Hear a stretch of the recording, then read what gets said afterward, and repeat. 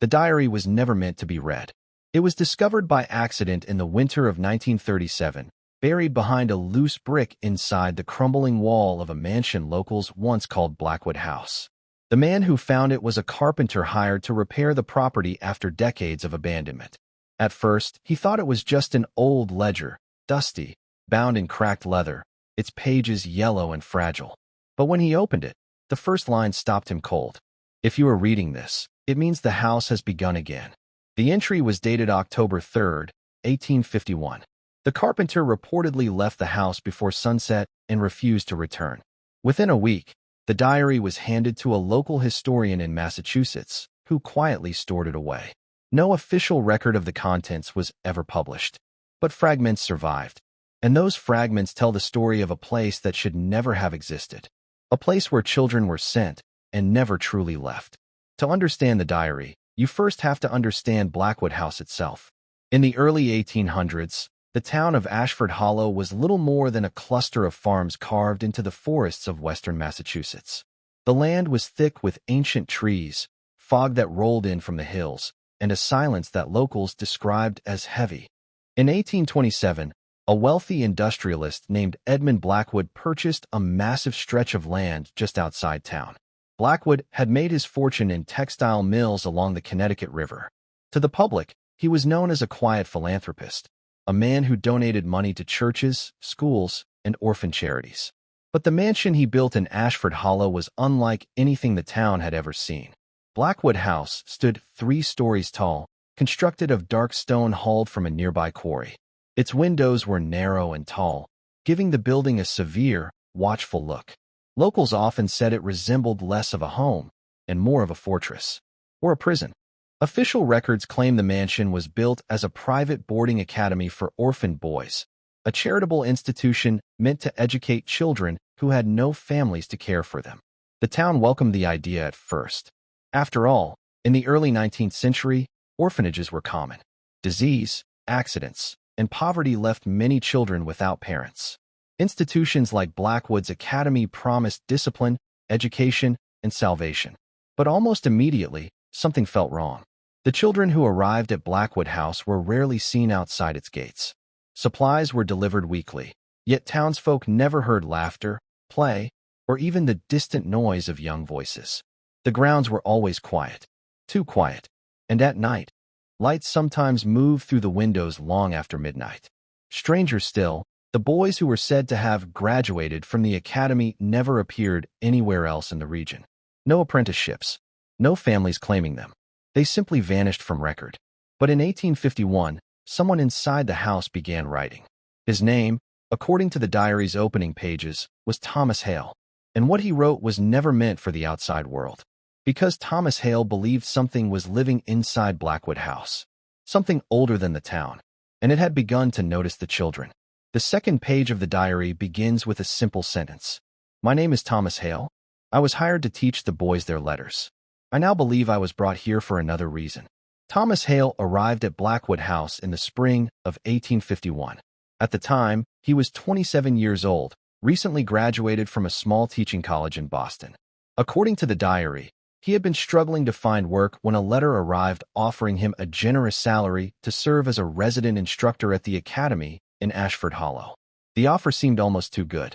Boarding was included, meals were provided, and the position required teaching only 12 boys basic reading, writing, and scripture.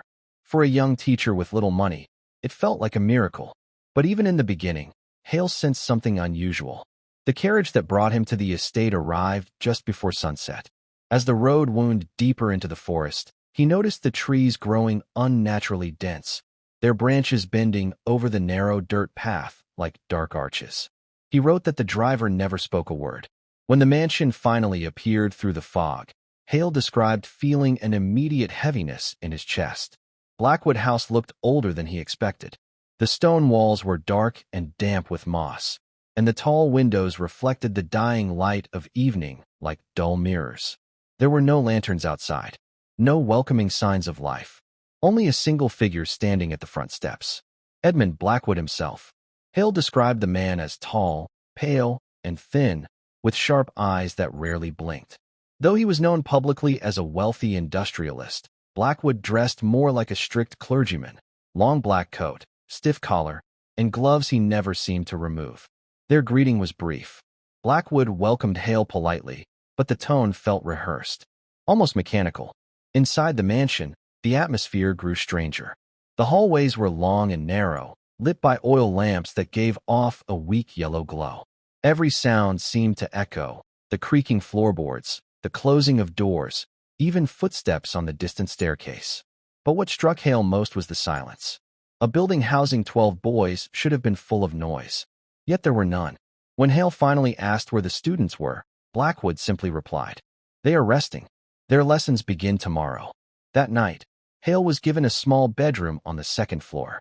Before leaving, Blackwood paused at the doorway and spoke one final sentence.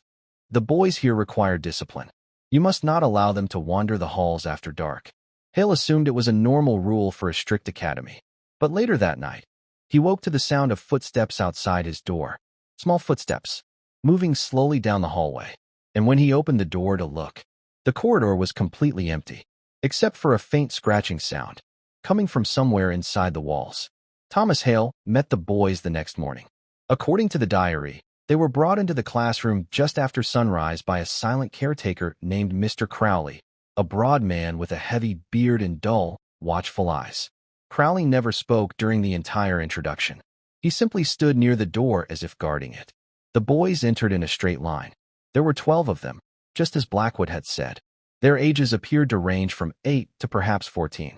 Each wore the same plain gray uniform, buttoned high at the neck, sleeves stiff, shoes polished to a dull shine. But something about them immediately unsettled Hale. They were too quiet. Children rarely sit still, especially boys. Yet these 12 sat perfectly upright in their wooden chairs, hands folded neatly on the desks, eyes fixed straight ahead. None whispered. None fidgeted. None even looked around the room. Hale tried to introduce himself with warmth. He wrote the alphabet on the slate board and asked the boys to repeat the letters aloud. Only a few responded. The voices that did speak sounded strangely flat, as if the children were repeating sounds they had memorized rather than words they understood. Still, Hale assumed they were simply shy. Then he noticed something else. Each boy had a small black mark drawn just below the collarbone, visible above the edge of their uniform. At first, Hale thought it might be ink or dirt, but when one of the younger boys shifted slightly, Hale saw the mark more clearly. It was a symbol, a thin circle with a small vertical line cutting through its center. Later in the diary, Hale would write that the symbol appeared again and again throughout the mansion, carved faintly into door frames, etched into wooden beams, even scratched into the underside of desks. At the time, however, he chose not to question it. The lessons continued for several hours, reading passages from the Bible, practicing handwriting, reciting numbers. But something strange kept happening. Whenever Hale asked a question that required independent thought, such as asking a boy what he believed a story meant, the children would glance quickly toward the classroom door, toward Mr. Crowley, and Crowley would slowly shake his head. The boys would then fall silent again, as if speaking freely was forbidden. When the morning lessons ended, the children were escorted out in the same silent line. Hale expected to see them playing outside later that afternoon. Instead, he saw something that troubled him far more. From his window, he watched Crowley lead the boys across the courtyard toward a small stone chapel behind the mansion. But this chapel had no windows, and the door was locked from the outside once they entered. The boys remained inside for nearly 3 hours. When they finally returned to the house, several of them looked pale, and one of the youngest boys appeared to be quietly crying. But not a single sound escaped his mouth. For the first week, Thomas Hale tried to convince himself that everything inside Blackwood House was simply the result of strict discipline. Many schools in the 1800s were harsh places. Silence was often demanded. Obedience was expected. Children were taught to follow orders without question. Still, something about the mansion continued to feel wrong. Hale wrote that the boys rarely spoke unless directly addressed. Even during lessons, their answers sounded memorized, like lines repeated from a script. And every evening, just before sunset, the same routine occurred. Mr. Crowley would gather the children. They would be marched outside, and once again, they were taken to the stone chapel behind the mansion. At first, Hale assumed these were simply long prayer services. But one night, curiosity got the better of him. According to the diary, it was October 9th, 1851 when he decided to follow them. He waited until Crowley and the boys disappeared into the chapel. From his bedroom window, he watched Crowley lock the door from the outside, just as always. But this time, Hale quietly left the mansion. The autumn air outside was cold and damp. A thin fog hung low over the ground as he crossed the courtyard toward the chapel. Up close, the building looked even stranger. It was small and built from the same dark stone as the mansion, but there were no religious symbols anywhere on it. No cross above the door. No stained glass windows. Nothing to suggest it was truly a place of worship. Just a heavy wooden door. Hale approached carefully and pressed his ear against the wood.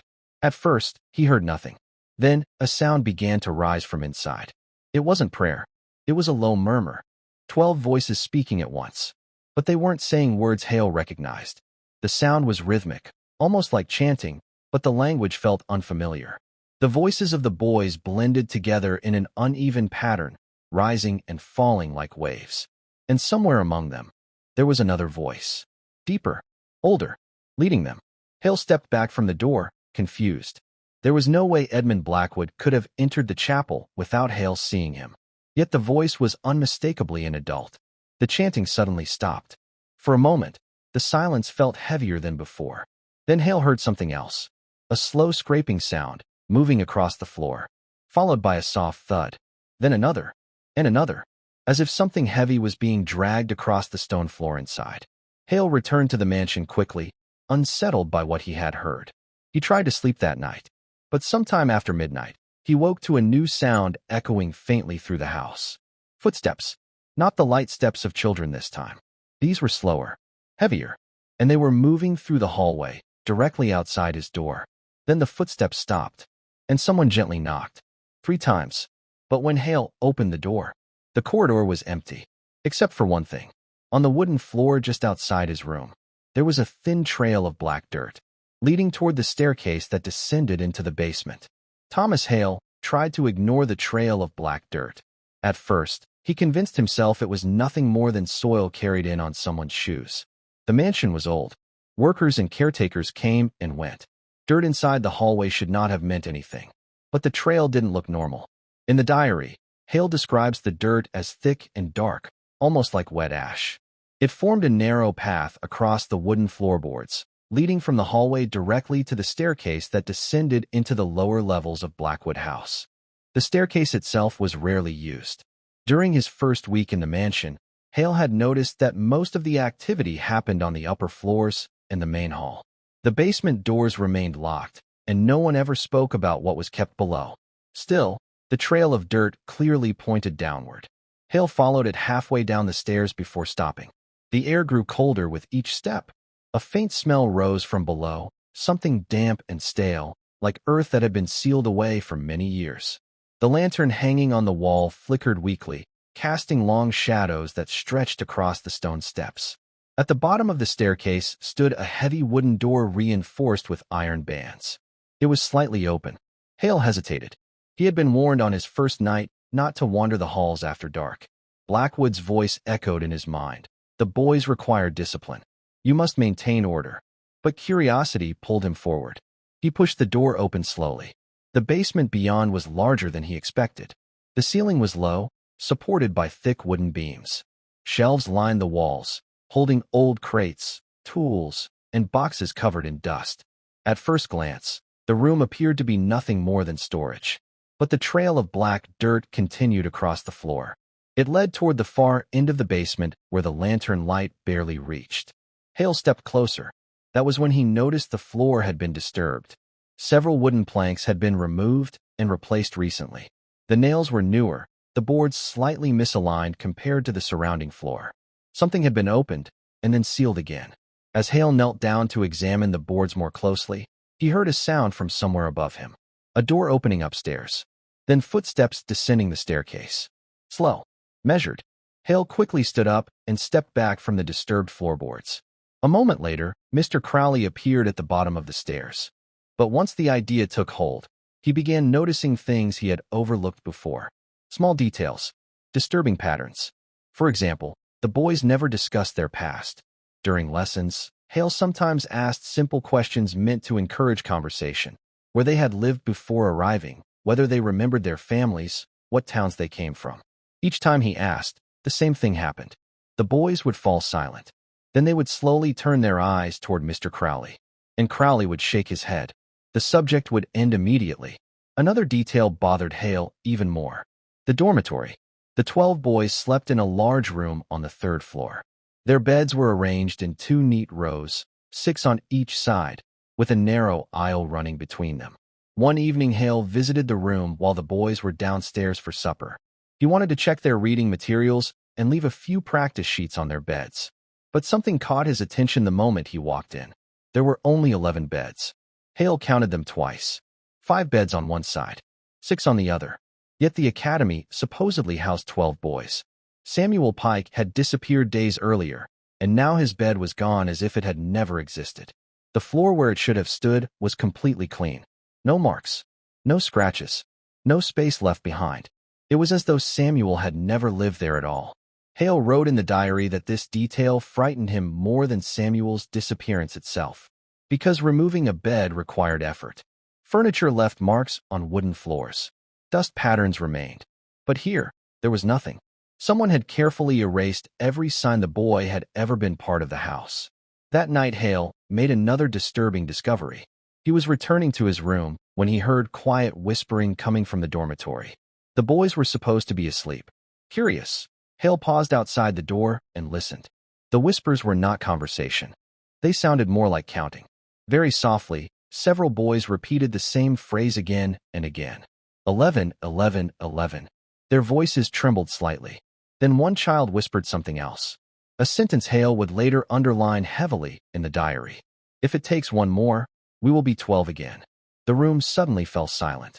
Moments later, Hale heard slow footsteps approaching the door from inside. He stepped away quickly and returned to his room before anyone could see him listening. But that night, he barely slept. Because one question now haunted him. If Samuel Pike had been taken, then who, or what, would be chosen next? In the days that followed, Thomas Hale began to watch the house more carefully. He no longer trusted Edmund Blackwood's explanations. Samuel Pike had disappeared, and the academy behaved as though the boy had never existed. The dormitory had already been rearranged. Lessons continued without interruption. No one spoke Samuel's name again, but the children remembered. Hale could see it in their eyes. They looked constantly tired, as if sleep rarely came easily. Dark circles had begun to appear beneath their eyes, and several of the younger boys seemed frightened even during the daytime. One afternoon, Hale noticed Daniel Mercer staring out the classroom window toward the forest behind the mansion. When Hale quietly asked what he was looking at, the boy whispered something strange. Sometimes it waits out there. Hale asked who it was, but Daniel immediately went silent. That same evening, Hale witnessed something he would later describe in the diary as the most unsettling moment yet. Just before sunset, Mr. Crowley gathered the boys as usual and marched them across the courtyard toward the stone chapel. But this time Hale followed them at a distance. Instead of approaching the chapel door, Crowley led the boys around the back of the building where a narrow staircase descended underground. Hale had never seen this entrance before. The steps were carved directly into the earth and partially hidden by thick bushes. From a distance, it looked like nothing more than a dark pit beside the chapel wall. One by one, the boys disappeared down the staircase. Crowley followed last, carrying a lantern. A moment later, the entrance door closed. Hale waited several minutes before creeping closer.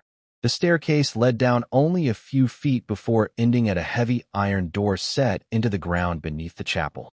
Unlike the basement door inside the mansion, this one looked far older. Rust covered its hinges, and strange scratches marked the metal surface. The same circle symbol Hale had seen on the boys' collars had been carved into the center of the door. He pressed his ear against it. At first there was silence. Then, the chanting began again. The boys' voices rose together in a low, uneven rhythm. The language was still unfamiliar, but Hale could now hear individual words repeating again and again. Below, below, below. Then came the deeper voice. The same voice he had heard during his first visit outside the chapel. Except this time Hale recognized it. It was Edmund Blackwood. The chanting grew louder. Then the boys stopped suddenly. Blackwood's voice continued alone for several seconds. Hale could not make out the exact words, but he clearly heard one sentence at the end. "We return what was promised." A loud thud echoed beneath the chapel floor. Then the chanting began again, and Hale suddenly realized something horrifying. The voice of Samuel Pike was not among them, because whatever was happening beneath the chapel, it required 12 voices, and there were now only 11. By the middle of October, Thomas Hale's diary entries began to show clear signs of desperation. His handwriting grew uneven. Certain sentences were written darker than others, as if the pen had pressed harder into the paper. In several places, entire paragraphs were scratched out and rewritten. Hale was no longer simply observing the house. He was trying to understand it. The biggest question haunting him was simple: why 12 boys? The number appeared everywhere in the routines of Blackwood House. 12 students, 12 chairs in the classroom, 12 prayer candles in the chapel. Even the strange symbol carved into the door beneath the chapel. Hale now noticed that the circle contained 12 faint lines radiating from the center, almost like spokes on a wheel. But now the number was broken. Samuel Pike had vanished, and something about that seemed to disturb the other boys deeply. 3 nights after Hale overheard their whispering in the dormitory, something unusual happened during the evening meal. The boys normally ate in complete silence, while Mr. Crowley watched from the end of the table. But that night one of the older boys, Jonathan Reed, suddenly dropped his spoon onto the floor. The sound echoed loudly in the dining hall. Crowley looked up immediately. Jonathan didn't move. He simply stared at his empty bowl, his hands trembling. Then he whispered something so quietly Hale almost missed it. "It knows there are only 11. Crowley stood slowly. The room went completely still. Without raising his voice, the caretaker ordered Jonathan to stand. The boy obeyed, though his legs appeared weak. Crowley then led him out of the dining hall without another word. Hale expected the boy to return later. He never did. Jonathan Reed's bed was gone by the next morning, just like Samuel Pike's. Once again, the dormitory floor looked untouched, as if the furniture had never existed. Now there were 10 beds. The boys noticed immediately. During lessons that day, none of them spoke. Several kept glancing nervously at the door. One of the younger boys quietly counted under his breath while tracing the edge of his desk with his finger. 10, 10, 10. Hale finally asked Crowley what had happened. The caretaker gave the same answer he had given before. Jonathan has completed his time here. But Hale now understood something chilling. The boys were not disappearing because they had finished their education. They were disappearing because something was taking them. And whatever lived beneath the chapel, it was growing impatient. That night Hale returned to the basement. He pried up the loose floorboards he had discovered days earlier. Beneath them, he found a narrow tunnel carved into the earth. The tunnel didn't lead outside. It sloped downward, directly toward the ground beneath the chapel. And as Hale lowered the lantern into the darkness, he saw something moving far below, something large, and slowly breathing. The tunnel beneath the basement floor changed everything for Thomas Hale. Until that moment, much of what he had written in the diary could still be explained away as suspicion or imagination. Strange routines, frightened children, secret ceremonies. These were disturbing, but not impossible for a hidden institution in the 1800s. But the tunnel was real, and something was alive inside it. Hale lowered the lantern carefully through the opening between the floorboards. The light revealed a narrow passage carved directly through packed earth and stone. The walls looked uneven, as if the tunnel had not been dug with proper tools but clawed slowly over many years. The air rising from below was cold and damp. It carried the same smell Hale had noticed before: dark soil, rot, and something else he could not fully describe. Then the lantern light shifted, and he saw movement. At first, Hale believed it was simply shadows. The flame flickered, causing the tunnel walls to ripple with light. But the movement continued. Slow, heavy. Something far below the tunnel entrance shifted in the darkness. Hale immediately pulled the lantern back and replaced the loose boards over the opening. His heart was racing so loudly he feared someone upstairs might hear it. He wrote later in the diary that the moment forced him to accept something he had tried to deny. Blackwood House had not been built over the tunnel. The tunnel had been there first, and the house had been built on top of it. The next morning, Hale began watching Edmund Blackwood more closely. The industrialist rarely appeared during the day, but when he did, his behavior seemed increasingly strange. Blackwood often walked slowly through the halls with his hands clasped behind his back, as if inspecting the building. But Hale noticed something unusual about his path. Blackwood frequently paused near certain spots in the house, particularly above the basement, above the chapel, above the tunnel. Sometimes he would stand completely still for several minutes, staring at the floor as if listening to something beneath it. And once, Hale saw Blackwood smile. It was not a warm expression. It looked more like relief.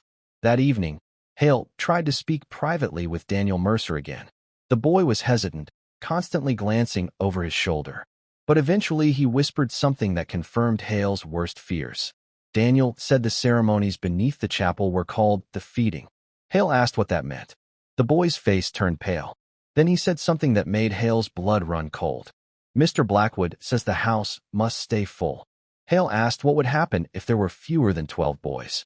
Daniel looked down at the floor and whispered, "Then it comes looking." Hale didn't sleep that night, because shortly after midnight, the scratching sound returned inside the walls. But this time it was louder, much louder, and it sounded as if something enormous was slowly moving upward through the earth beneath the house. After discovering the tunnel and hearing Daniel Mercer's warning, Thomas Hale realized something important. The boys were not simply students. They were part of a system carefully maintained by Edmund Blackwood. For the next several days, Hale pretended everything was normal.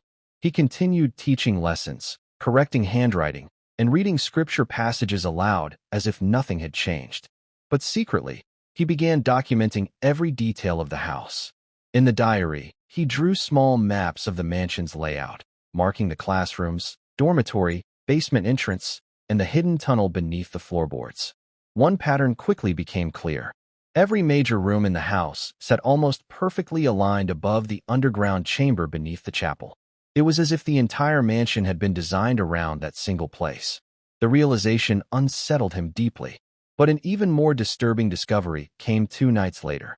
Hale had been lying awake when he heard movement outside his bedroom door again. This time the footsteps were unmistakable, slow, heavy, and far too large to belong to any child. Hale quietly opened the door a small distance and looked into the hallway. At first, he saw nothing. Then something moved at the far end of the corridor. A shadow slid slowly across the wall. The shape was wrong. It was far taller than a person and seemed to bend strangely as it moved, like something struggling to fit inside the narrow hallway. Hale froze. The shadow paused. For several seconds the hallway remained silent. Then the shadow slowly withdrew around the corner and disappeared. Hale closed the door immediately. His hands trembled as he returned to the desk and wrote several lines in the diary. "It is inside the house now." The next morning brought another disappearance. Hale closed the door immediately. His hands trembled as he returned to the desk and wrote several lines in the diary. "It is inside the house now." The next morning brought another disappearance. This time it was one of the younger boys, Peter Lawson, only 8 years old. His chair was empty at breakfast. His bed had vanished from the dormitory. Now there were 9 beds remaining. Hale tried to question the boys again during lessons. None of them would speak. But while copying letters onto his slate, Daniel Mercer quietly slipped Hale a small folded piece of paper. Hale opened it after class. Only 3 words were written inside.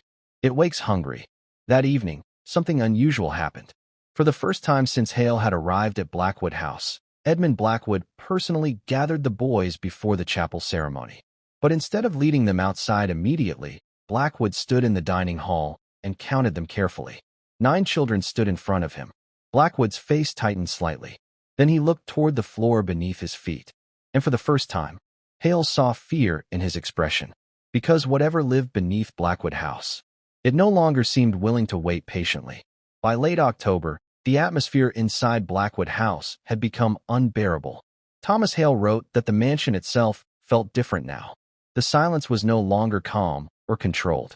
It felt tense, like a building holding its breath. Only 9 boys remained. The others had disappeared one by one, their beds erased, their names never spoken again. But the routines of the house continued. Lessons were still held every morning. Meals were still eaten in silence. And each evening, the remaining boys were taken beneath the chapel. Yet Hale noticed something troubling about the ceremonies. The chanting had changed. Before, the voices had been steady and almost rehearsed, repeating the strange language with quiet obedience. But now the rhythm often broke. The boys' voices trembled. Sometimes one or two would stop entirely. The words sounded less like ritual and more like fear. One evening, Hale managed to overhear a conversation between Edmund Blackwood and Mr. Crowley in the main hallway. The two men stood near the staircase leading down to the basement. Their voices were low, but the house carried sound easily. Crowley spoke first. "There are too few left." Blackwood responded sharply. "The number will be restored." Crowley hesitated before answering. "And if it isn't?" Blackwood looked down toward the basement door. For several seconds he said nothing. Then he spoke in a voice Hale would later describe as strained. "Then the agreement ends." Crowley's reply came quietly. "And what happens when the agreement ends?" Blackwood did not answer. Instead, he turned and walked away. That night, Hale noticed the boys behaving differently in the dormitory. Instead of whispering their usual quiet counting, they had gathered in a small group near the window. Daniel Mercer was among them. Hale could hear fragments of their conversation through the slightly open door. One boy whispered, "It will take the teacher next." Another responded, "No, it takes the smallest first." Daniel shook his head. "No," he said softly. "Mr. Blackwood said if the 12 are not ready, it chooses its own." The boys fell silent after that. Later in the night, Hale heard the scratching sound again beneath the house. But this time it wasn't distant.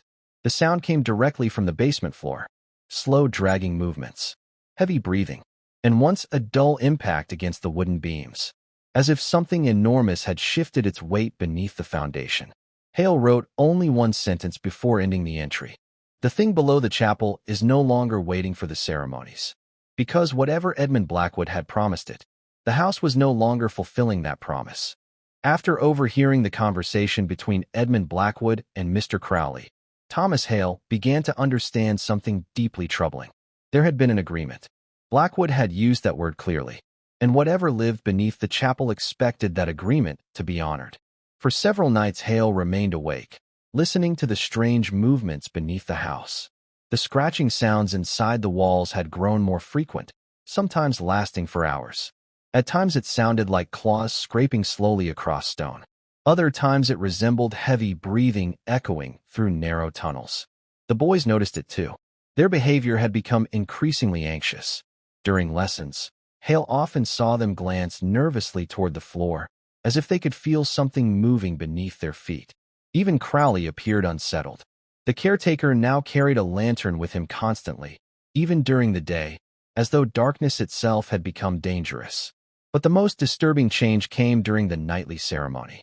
Hale managed to approach the hidden staircase behind the chapel again one evening. This time he remained farther away, hidden behind the trees near the edge of the courtyard. From there he could hear the chanting clearly. But the voices were wrong. The rhythm had become uneven. The boys were struggling to maintain the pattern, and their voices trembled as they spoke the strange language. Then Blackwood's voice interrupted them. "Louder," he demanded. The chanting resumed, but it sounded desperate now. Hale noticed something else. Between the boys' voices, another sound echoed faintly from deep underground. A low rumbling. At first it seemed like distant thunder, but the sound did not fade away. Instead it grew slightly louder with each passing minute. Then the ground beneath the chapel shifted. Only slightly, but enough for Hale to feel the movement through the soil beneath his feet. The chanting stopped instantly. For several seconds there was only silence. Then Hale heard Edmund Blackwood speak again. But his voice sounded different now. No longer calm. No longer controlled. It sounded frightened. "You must continue," he said quickly. "The number must remain whole." One of the boys cried out quietly, "There are not 12 anymore." A heavy impact echoed beneath the chapel floor.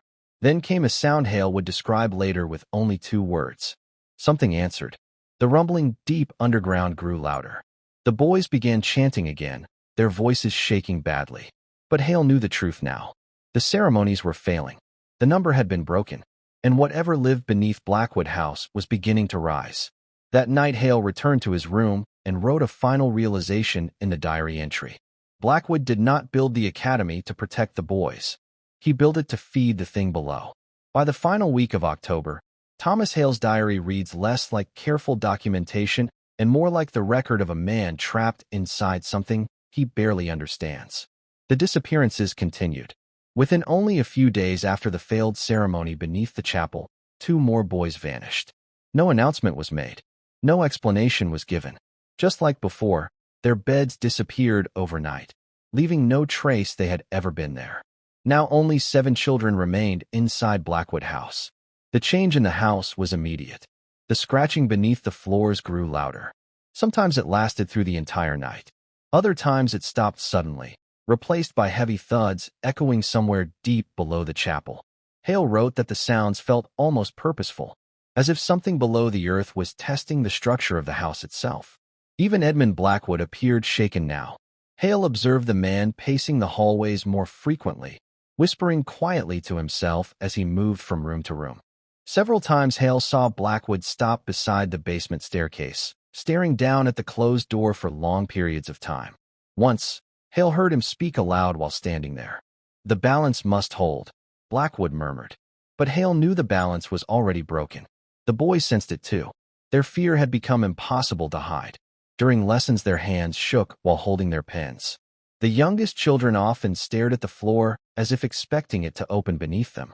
One afternoon Daniel Mercer approached Hale again. The boy's voice trembled as he spoke. "Sir, it's getting closer." Hale asked what he meant. Daniel hesitated before answering. "Sometimes it scratches the chapel floor now." The words sent a cold feeling through Hale's chest. That night, Hale decided to do something dangerous. He returned to the basement once more. Using a small pry bar, he carefully lifted the loose boards above the hidden tunnel.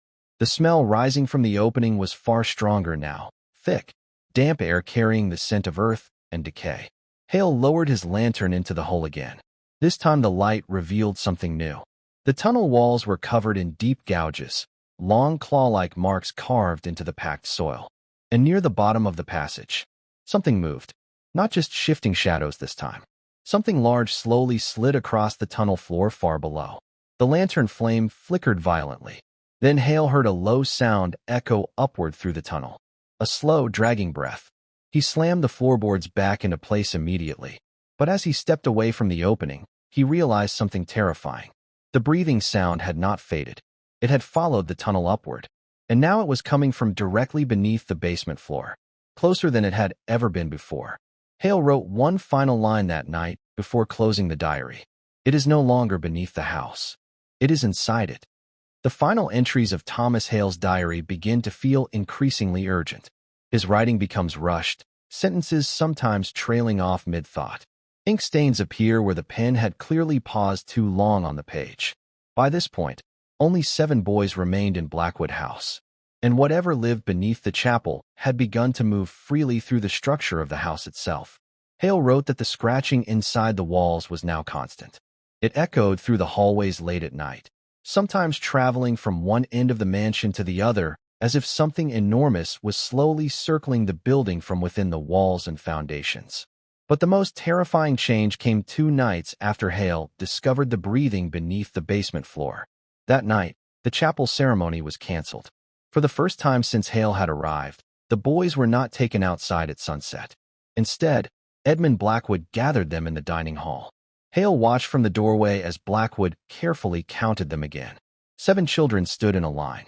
Blackwood counted twice. His expression darkened. Mr. Crowley stood beside him, gripping the back of a chair so tightly that his knuckles turned white. Finally, Crowley spoke. "It's not enough anymore." Blackwood's response came quickly. "It must be." Crowley shook his head. "You told me the number could never break." Blackwood didn't answer immediately. Instead, he slowly looked toward the floor again, toward the space beneath the dining hall where the tunnel network spread under the mansion. Then he said something Hale would underline heavily in the diary. "I never believed it would come looking." The words hung in the air. The boys had grown very still. One of the youngest children quietly began to cry.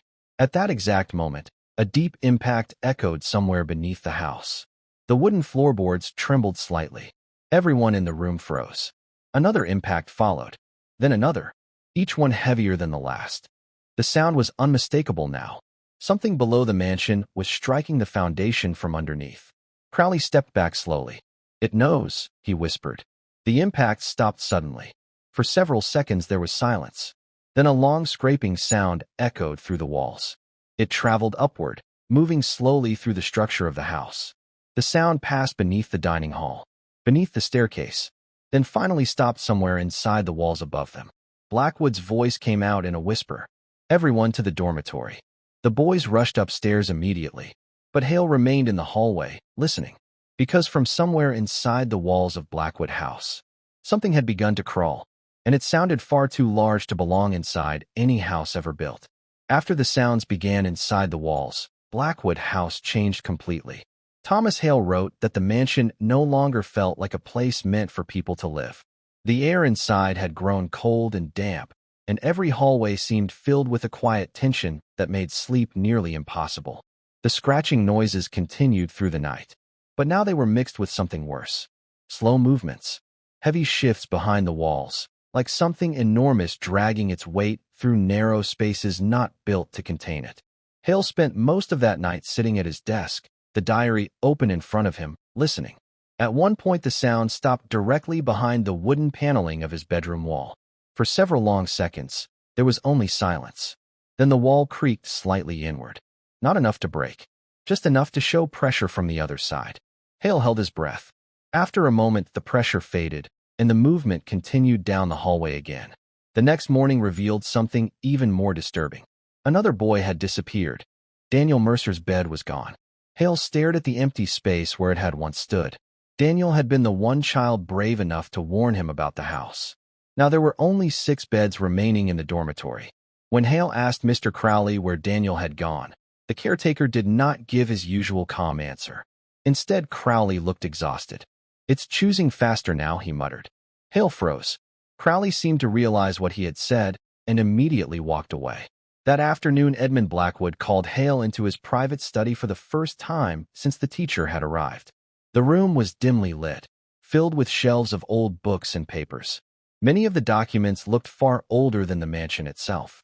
Blackwood stood near the window, his face pale. For several seconds he said nothing. Then he finally spoke. "You have noticed the changes in the house." It was not a question. Hale answered carefully. "Yes." Blackwood nodded slowly. Then he said something that revealed the truth behind Blackwood House.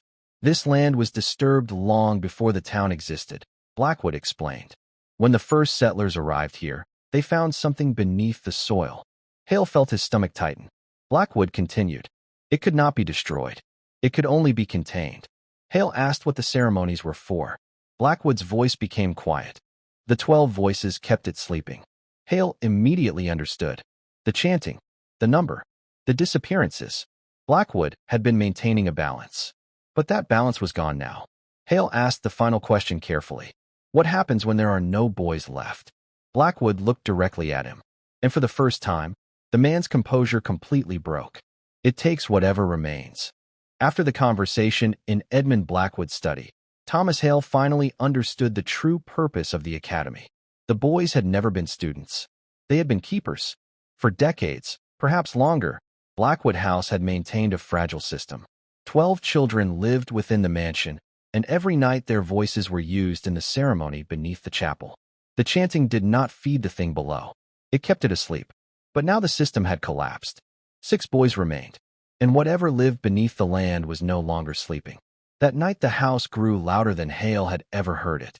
The scratching sounds were constant now, echoing through nearly every wall of the mansion. Sometimes the noises moved through the ceiling beams, sometimes beneath the floorboards. Once, while standing near the staircase, Hale heard something shift inside the wall beside him. The wood bulged outward slightly. Then it slowly returned to its original shape, as if something enormous had pushed against it from inside. The boys could no longer hide their fear. During supper, one of the younger children refused to eat.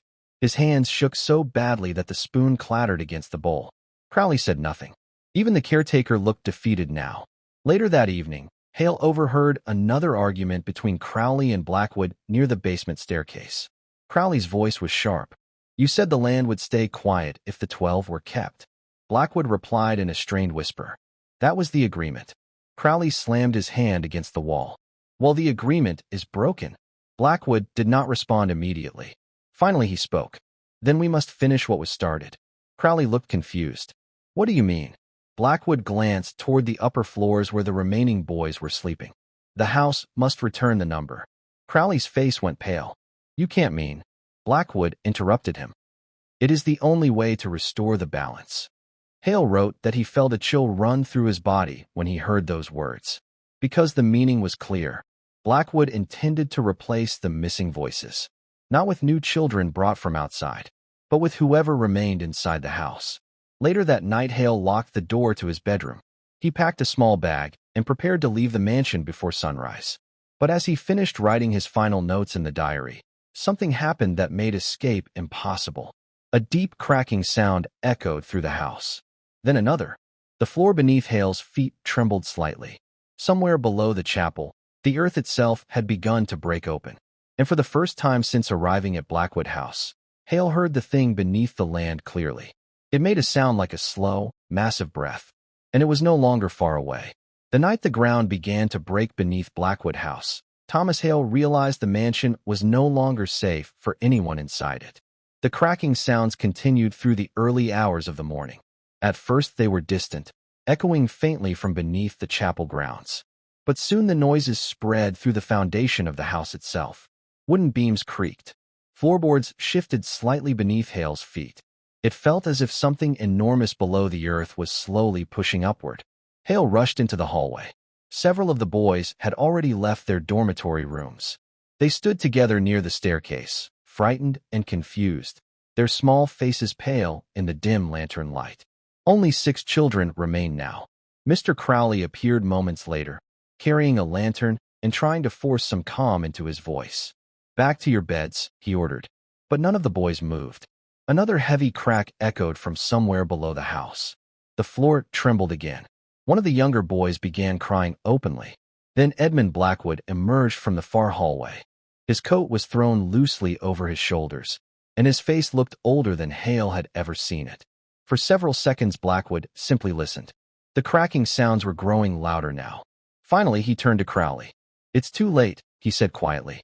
Crowley stared at him. "What do we do?" Blackwood hesitated. Then he spoke the words Hale would later write several times in the diary. "We finished the ceremony." Crowley looked down the hallway at the remaining children. "There aren't enough voices." Blackwood's eyes moved slowly across the group. 6 boys. Mr. Crowley. Thomas Hale. And himself. 9 people. Still not 12.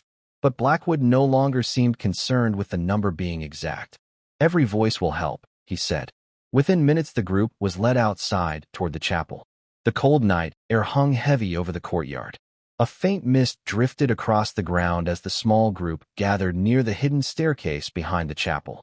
For the first time since Hale had arrived at the estate, everyone entered the chamber below. The underground room was larger than Hale had imagined.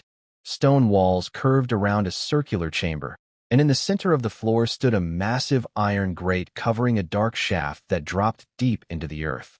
From below the grate, the breathing sound continued.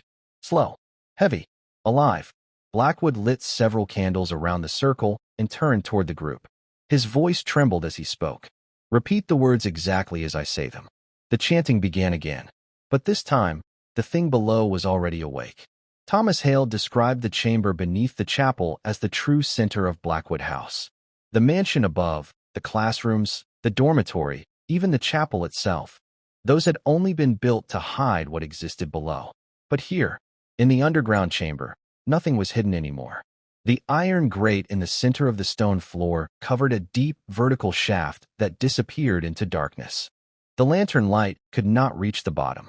The air rising from it was cold and damp, carrying the same heavy scent Hale had noticed in the tunnel beneath the basement. And from somewhere deep below came the slow breathing. Edmund Blackwood stood at the edge of the grate and began the chant. His voice echoed against the stone walls as the others repeated the strange words after him. The 6 boys spoke softly, their voices trembling. Crowley repeated the words stiffly. Hale followed along, unsure if the ritual could truly make any difference now. For a few moments the chanting seemed to steady the room. But then the breathing from below changed. It grew louder, heavier. The iron grate beneath their feet vibrated slightly. Blackwood raised his voice, urging the group to chant faster. "Keep the rhythm," he ordered. The words repeated again and again, echoing through the chamber. But the ground beneath the grate shifted suddenly. A deep impact echoed up the shaft. Then another. Dust fell from the ceiling as the stone floor trembled. One of the boys screamed. The chanting broke instantly. Blackwood shouted for them to continue, but the panic had already spread. The breathing sound from below turned into something else now. a slow grinding movement. Something massive was pushing upward through the darkness. Hale stepped back from the grate. He could see it clearly now. Far below the iron bars, something large moved within the shaft.